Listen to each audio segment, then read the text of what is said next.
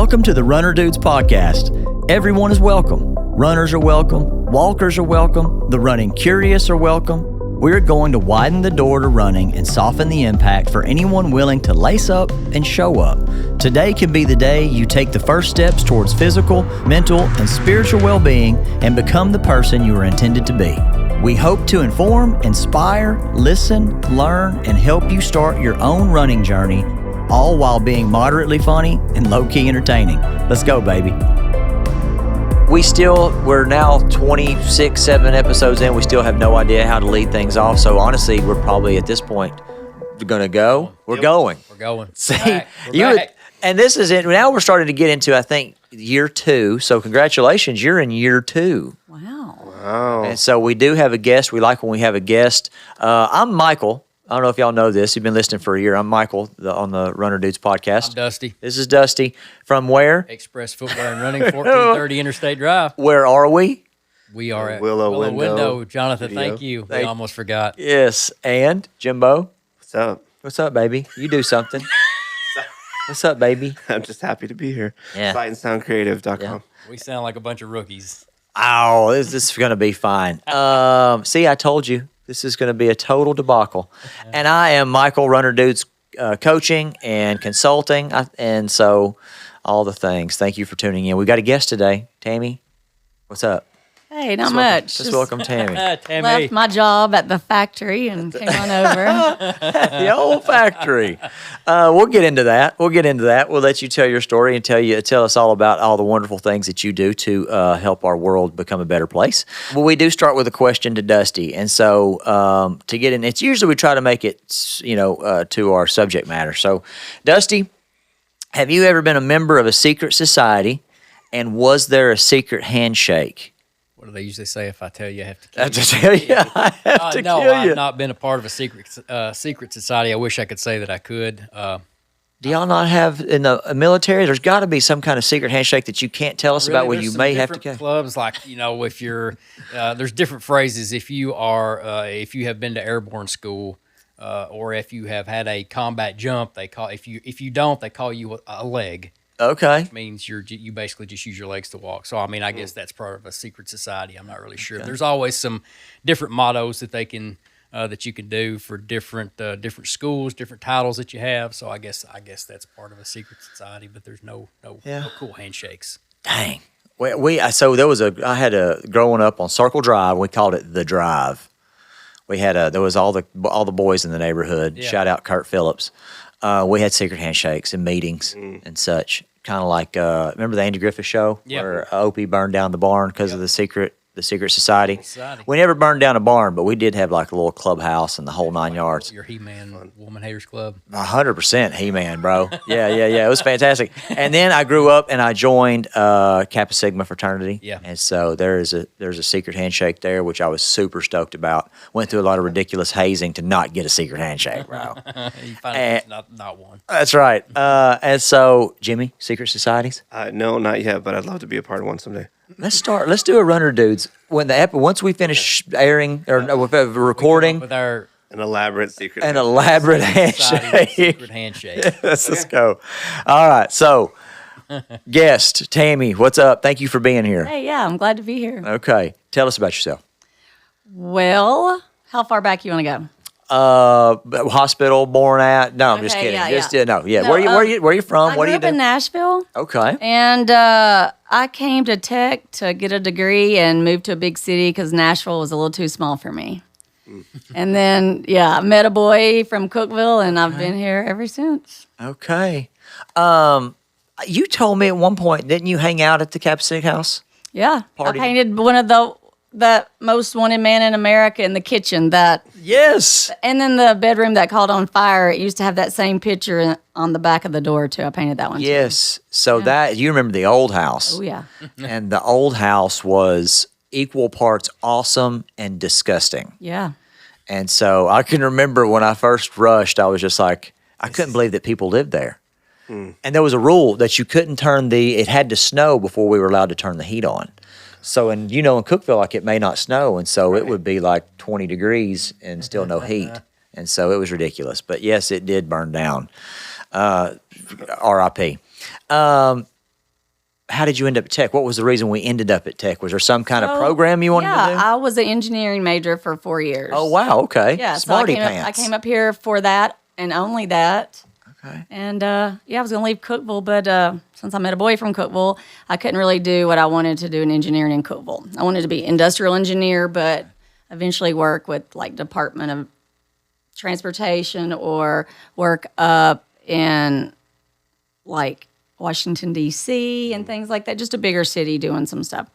But so I didn't know what to do. So I got the book that we used to look through. So I started with A, accounting. That sounds horrible. B, business. That sounds worse. C. So I got to that E. book. I got to E and it said education. I go, I could probably do that. So I dropped all my senior classes like right at the withdrawal day and picked up freshman education classes. Almost like starting over. It was, and I graduated with 132 extra hours. So if anyone wants some, I'll be glad to sell them to you. Tell me what you want, I got it. Unbelievable. Well, and at that time, Did you? That basically sounds like you started the interdisciplinary studies program probably, on your own. but they should have said finish your education degree. Finish your engineering degree. Yes. And then get your master's in education. That would have been the best. But then Tech couldn't have gotten all the money for all the extra years. So there's that. Listen, I'm gonna tell you, sidebar, and I take all responsibility for my horrible choices and decisions. But there were some times where I was not getting good advice from the people who was Absolutely. supposed to be giving me good Absolutely. advice at Tennessee Tech. And I love you, Tennessee Tech. Whoever's listening to this, Dr. Oldham, all of you, I love you guys. But I got misguided a time or two. Yeah. And so what a bummer. Yeah. So anyway, yeah, you should have totally done that. Education, had you ever even considered teaching? No, but my mom and dad were teachers and coaches. My grandparents were teachers, principals, superintendents. Mm-hmm. My aunt was a teacher, so I swore I would never get in the education department. I would never do anything with kids. Sure. And then here I am, Here you are. 34 years later. I say man plans, God laughs. Yeah. Right? Kids? Yeah, I have 2 kids. Tyler Wright is 30, and he lives in Columbus, Ohio. Okay. And then Spencer Wright lives here in town. He's 28. He lives on 8th Street, Yeah. right? Yeah, So he's he's one my of your neighbors, neighbor. yeah. Yeah. He's got the red spaniel dog. Yeah, our setter. That's Is Bo. that? Yeah. And so there's been a time or two I've run around the corner and I thought that's it, my life's over. Yeah. It's like he comes charging and barking, but he is chill now. Yeah, I have his sister, his twin sister. He is, I don't know if there's been training involved, but he is a good boy now. Yeah, he's just, Beautiful. they are beautiful. Handful. Mm-hmm. Yeah. Were you an athlete? Was this something that... No. I know you're going to get into your always- running career. Yeah, I always had to do something. My mom coached my basketball at the Y. By the way, when I played, it was half court for girls. Yes. Remember, you had to stop at the line because we couldn't run the whole court. That is nuts. So, so it was really easy because I like to stop. So I kind of like sports where you can just go to a certain point and stop and wait on the other people. But there's really no sports like that anymore, unless you're doing a relay or something. Yeah. Yes. So I did that. Soccer wasn't around when I was little, except for maybe at like Hillwood High School or some of the high schools with. We didn't have anything. I didn't. Yeah. When I was in school, there was no soccer. Livingston? No. No, there was not we had a soccer club.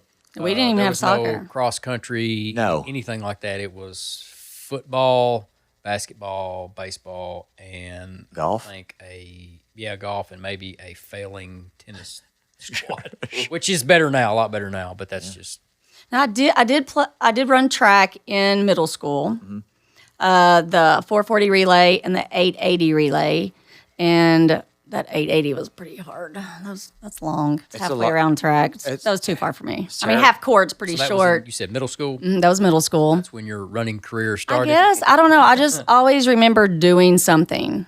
I never remember not doing anything. Yeah. We've talked in previous episodes. My first introduction to running, as like you said, I played sports because I was somewhat athletic, and so oftentimes my idea of running was coaches punishing me, or like you said, you've got parents who coached and all these things.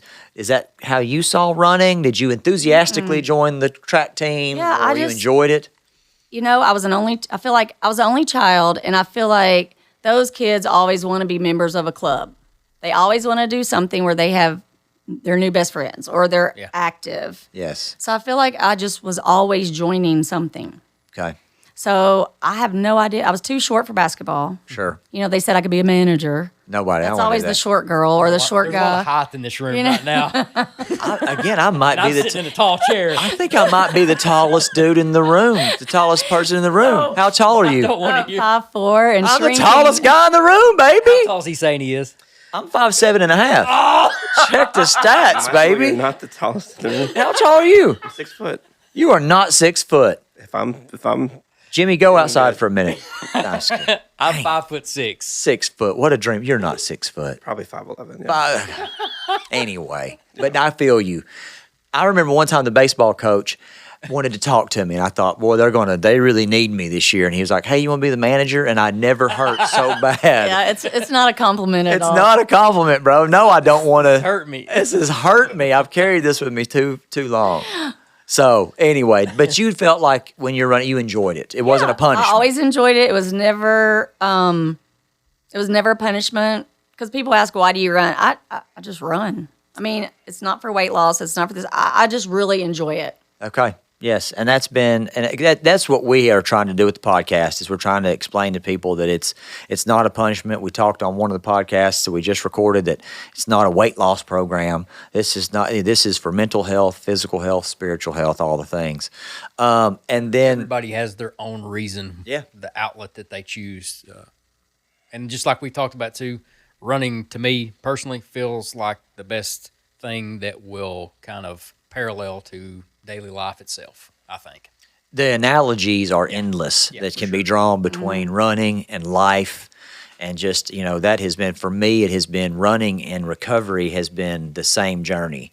And the stronger I've gotten in running, the better my recovery is, and the mental health, physical health, all that stuff. So I discovered it at 35. And so when you started your running journey as an adult, how did you get that going? Gosh, I know I even ran in college, like not competitively, but I would just run here and there, whatever.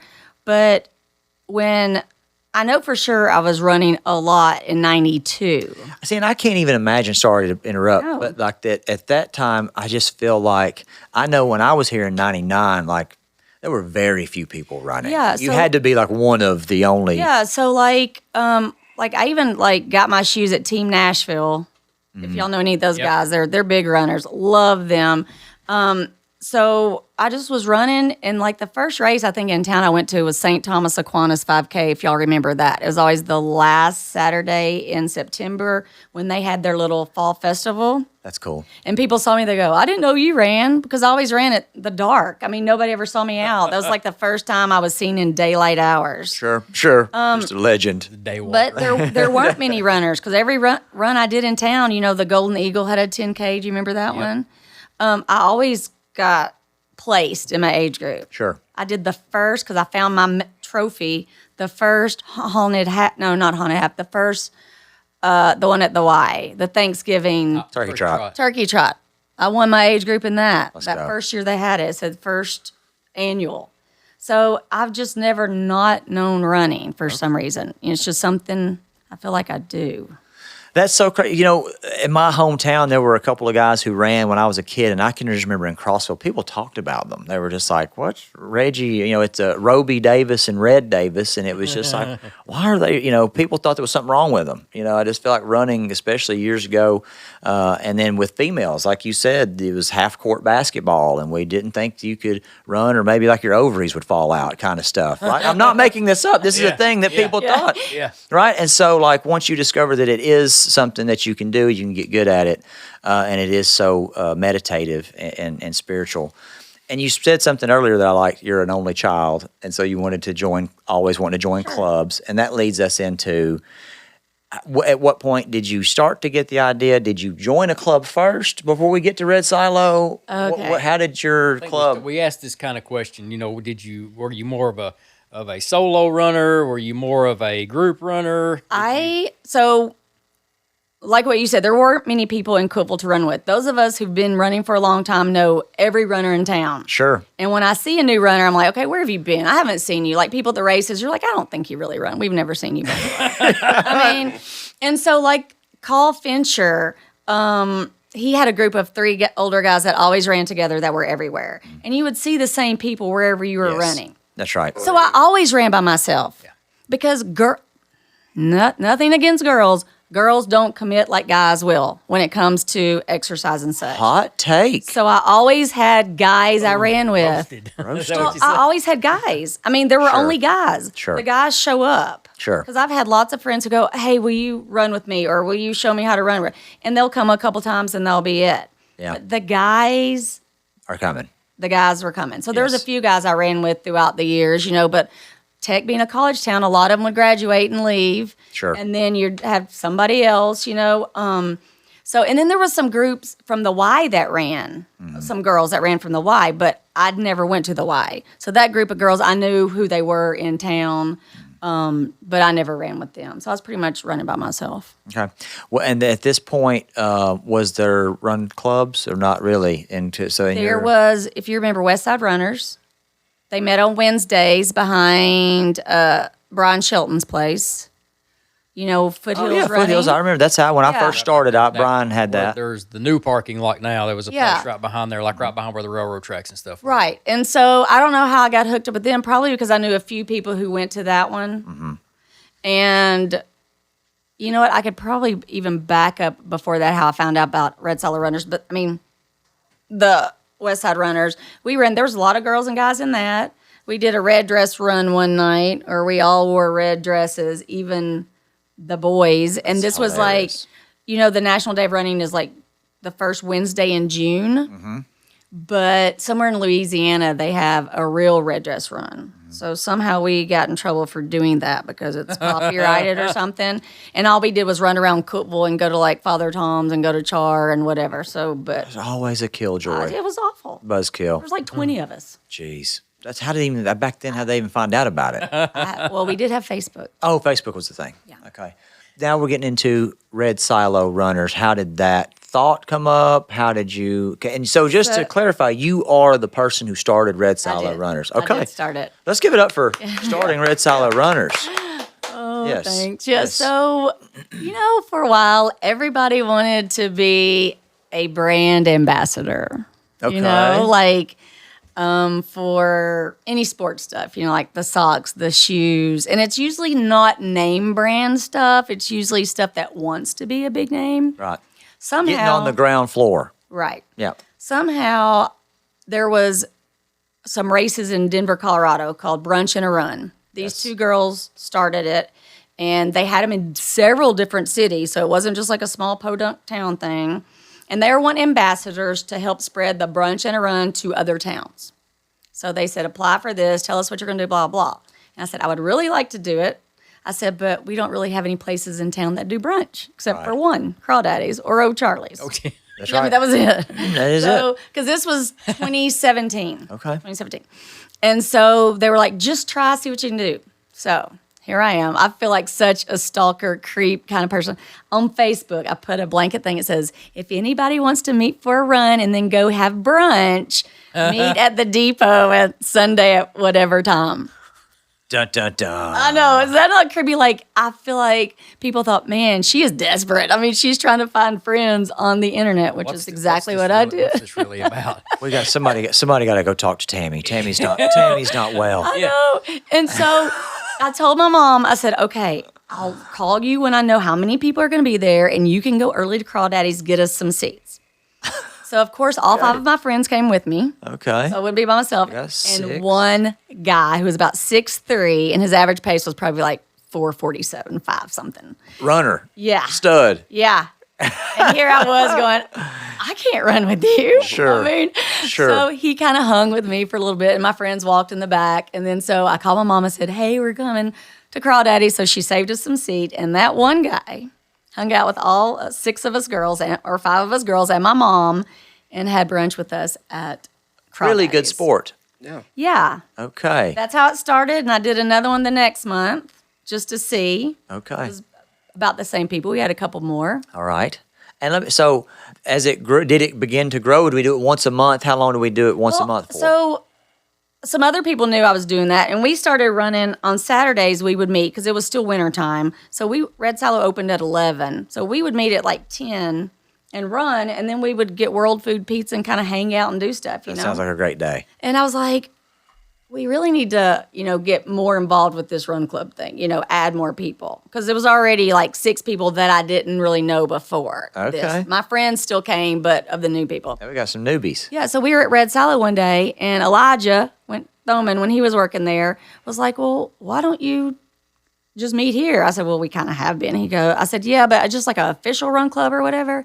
He goes, well, you could call it Red Silo Runners. Very cool. Like, thank you, sir. We will. Yeah. I mean, because we didn't even have to think about it. That is perfect. Because all the breweries in Nashville have run clubs. So it was like. Yes, they do. Yeah. So, but that's how we started. Yes. And, humble beginnings. Yeah. My ex-wife got into running right before we got divorced, and there was a Bearden Beer Garden. Mm-hmm. There was several run clubs that would meet there, and I remember I would go. Of course, at the time, I went just for the beer garden part, but it was always such a fun atmosphere because they're done with run. Now they're talking about. I felt like such an outsider because they're talking about the run and they're talking about their upcoming races and they're hugging each other and supporting each other and all this stuff. And plus, now they're having a beer after their run. It's such a neat camaraderie. Is that what we've experienced, obviously, with Red Solo? Because it's such a cool space anyway. Yeah, and I think what happens, I think the reason we got so big so fast, I mean, we do have like 870 people on our Facebook group. Yes. But our core of runners is between 20 and 30. Mm-hmm. Well, I think what happened is most of the new people we get are new people to town who know no one. And they're just looking for a group, somebody to do something with that they have something in common. Yes. Because once you have a runner, I don't care if you know them or not, you will immediately start talking about something. Yeah. What are you training for? When's your next race? What do you eat before this? What about your injuries? There's just a connection that's hard to break. I mean, once you talk to a runner. 100%. I think that's one thing that we've not really sold on the podcast. What she's saying is it's exactly right. I've gone from complete stranger with somebody to talking about poop stuff. You know what I mean? Absolutely. Like, because poop. It's always poop. It's always poop. It's always an emergency. And like we go from I didn't know who you were to now we're sharing intimate parts of our life about a run we've been on. Yeah. Is there something about the Red Silo runners that you would say is unique or different than any others that makes it that would make it appealing to someone? Well, I think so. I am super good at being average or mediocre at everything I do. Let's go. Like I do not have a goal to win anything. I don't have a goal to be super fast. I run socially. Whereas I have friends who only run for the speed and all that. That's not my thing. I do it for the social connections. So I think a lot of people who come to Red Silo Runners do at least start for the social connection. Mm-hmm.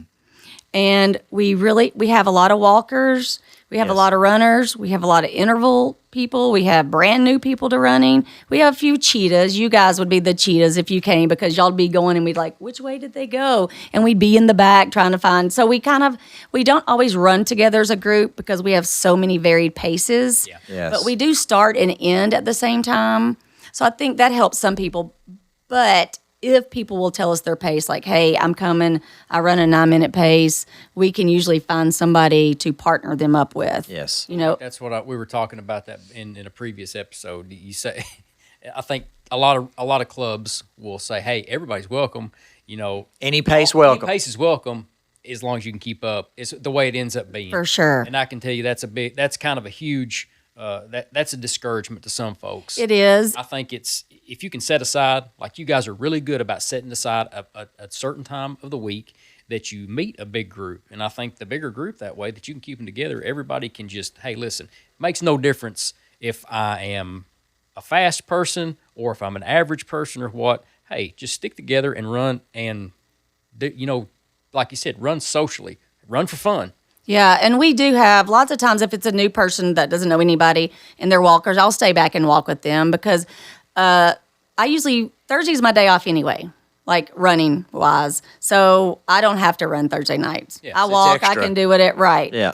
And so it doesn't matter to me. And a lot of people are that way, but a lot of people have their goals, and I understand that. And if their goal is to run 10 miles that night, then they should run their 10 miles that night, But we try to just go like 30 minutes down the trail, come back 30 minutes down the trail. That way the runners and walkers kind of all start and stop, at the same time or whatever. Real quick, I had a comment from a listener who talked about, toxic, just running in general. I'm not necessarily she was talking about club, but how everything kind of turns into a competition. And it feels like it was for her experience that some people, like you said, any pace is fine as long as you can keep up with my pace. Yeah. First of all, is there any kind of, is it just you still, or do you guys have meetings? Is there like a leadership, or is that another podcast itself? Sounds like we're getting into some deep water. I may have unlocked. Are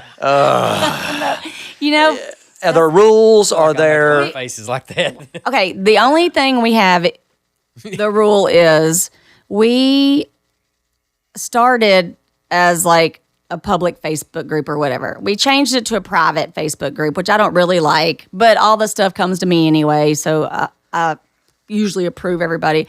Well, what happened is when we're posting that there's 25 of us out of town at a race in Panama City Beach, and there's a lot of single girls in our group. Oh, sure. And people know they're out there. I just felt uncomfortable with that myself. Sure. So I thought it needs to be private, and we really need to look at who's joining us, because you do get creepy people who are joining because of certain people. Yes. And so that's the reason it's private, and I hate that it is, but I do feel like that was probably a good decision to make, just because of 100%. a lot of people in our group are very social on the platforms.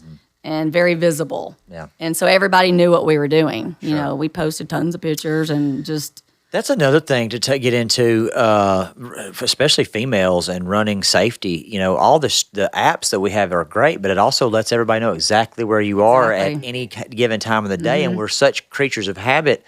I know, like an assassin could set up and spend the next. They know what time I'm coming around the corner at 4:30. You know what I'm saying? And so for a woman, that's dangerous. To know, and like you said, for someone to know that they're out of town or whatever, and we can't have nice things because there's always some creep that ruins it. When I used to run, because I always ran about 4 or 5 in the morning. It's dark, but in my old neighborhood, I knew where a doctor was about every mile or so. If worse came to worse, I could, knock on their door. And now that I've moved, of course, Dusty's group, I know what time they're going to come by. I know who most of the people in the group. So if something happened, I know I could just wait and sit, and one of them will stumble upon me eventually. I think it's very important. But I do feel that Cookeville, we're pretty still safe. I do agree with that. I really do. Still some kind of really, really odd stuff that happens at certain times that you're like, what's going on here? Yeah. Somebody will always do something kind of strange, and you always question it. Of course, Brant got hit right on 8th Street, and the person, he was, of course, running facing the traffic. Doing what he's supposed to do. He gets clipped, and nobody stops. Not saying that that's nothing shady, but you got to be careful. I feel like, maybe I'm wrong, I feel like the person knew that happened. Yeah. Just scared them to death. But you see sometimes you see some weird stuff out at 4. Well, and then, as a runner, you are in charge of all the things around you. Yeah. You can't count on any cars, any bicycles, anybody looking out for you. Yes. So when I'm running, I'm always thinking, especially Willow, because I won't run Willow. But when I'm running Willow, facing traffic, I'm thinking, if a car comes, am I going to jump and dive out of the way? Or do I go the way they were going, Running these scenarios. Yeah, to make sure. and then, but if they overcorrect, they're going to hit me. But if they keep going, and I'm thinking, but I don't want to run and think that all the time, so I will never run Willow I feel again. that same way. You feel like, honestly, like you used to ride bikes and stuff a lot too, and I felt like really that I was not in control, because you're moving high at a faster rate of speed and you're traveling with traffic. But at least running, you can kind of see. Exactly. Almost you can see what's coming in front of you, so you feel like you got a little bit of reaction time. Has there been any issues with like runners bullying runners or pace or anything like this in Red Sox? Have you ever had to discipline or kick anyone out or ask anyone to leave? Oh, okay. No names, but not you really. can give us. Sure, okay. We're too small, somebody would know. But one time. I can't wait. Maybe Cut. is the place to air it out. Yeah, let's go. No. But one time, somebody in our run club overheard someone at a gym talking about our run club and how like we were mean to somebody. We don't even know who the person was. Like none of us knew, because I asked people, do y'all know who this person was? Nobody ever saw her. So I don't know if she came one night, and I really don't know what happened. So one time people have complained about us. And for a while I made sure I was there every time we met. Sure. But then I was like, I can't do this. Yeah, I just right. can't. It's our run club. Oh, you were asking about, like, we don't really have any leaders. We used to, everybody'd say, well, wait till Tammie posts. But sometimes I forget, especially if I'm at school and we have a play and we have this, I forget to post. You have a life. Somebody's got to get on there and post it. Yes. And that's why our social media is not very up to date, because I can't get on everything. I feel like we do need people. And we used to have a lot of young people in the run club, like a lot of tech kids, which I felt like they should do it. But they were busy getting their doctorate and all the stuff. So they didn't have Selfish time. kids. I know. So we are hiring for a social media person if you'd like to apply. And somebody to order T-shirts for me, because I can't do that anymore either. Let me ask you this, and we're getting close. We need to probably wrap this up.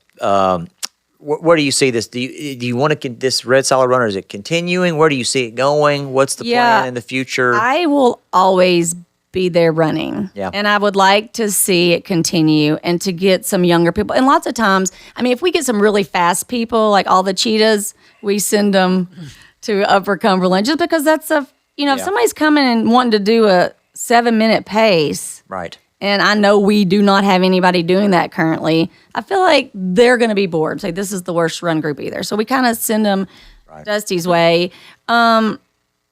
She says I'm not including myself. No, in but that. you know what I'm saying. It's definitely a faster group, and a group that I think has more goals than we have. I mean, we run a lot.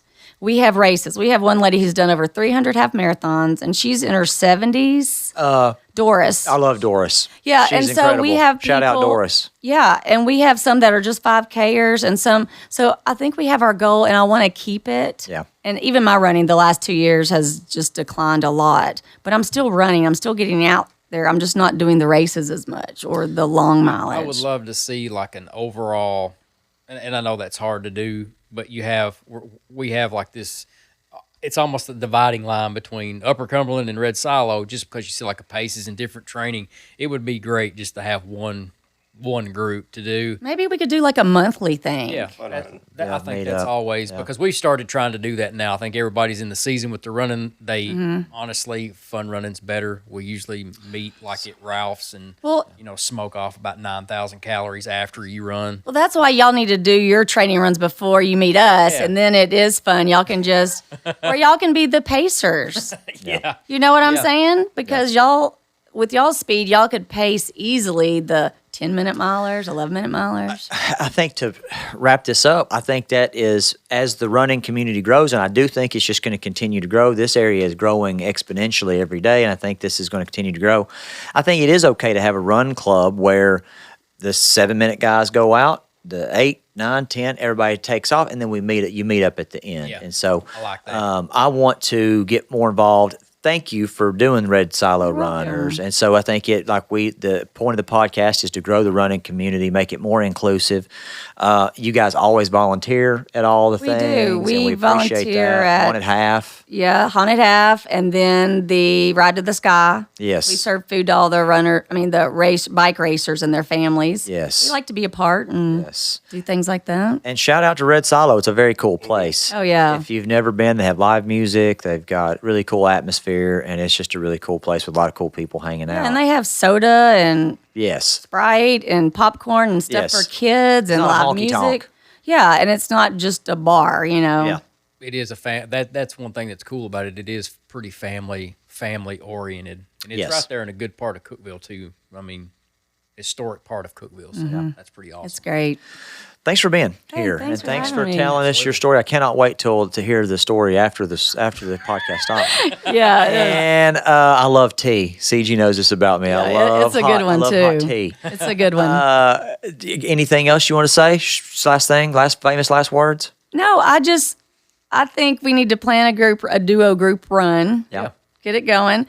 And I'd love to see more people come to Red Silo. Or we meet at Exceptional Bean at 8 a.m. on Saturdays. Thank you for saying that. And I want to say thank you so much because they have been such supporters. You guys have supported the Exceptional Bean, and I want to say thank you so much. Yes, we love it there. We appreciate you guys so much. Because we don't want to be in anybody's way. You know, we don't want to be like, well, y'all are parking and then you're not coming in to get drinks. We don't ever want to be that group. Yeah, no, you've been great. Yeah, we love parking there. We love a great new Saturday place. Yes, that's great. Jimmy, you got anything you want to add?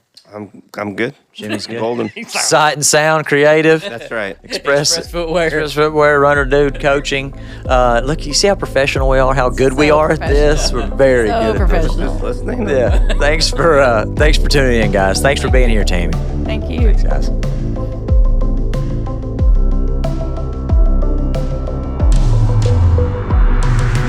The Runner Dudes podcast is sponsored by Express Footwear and Runner Dude Coaching and Consulting. Produced by Jimmy Thorpe at sightandsoundcreative.com.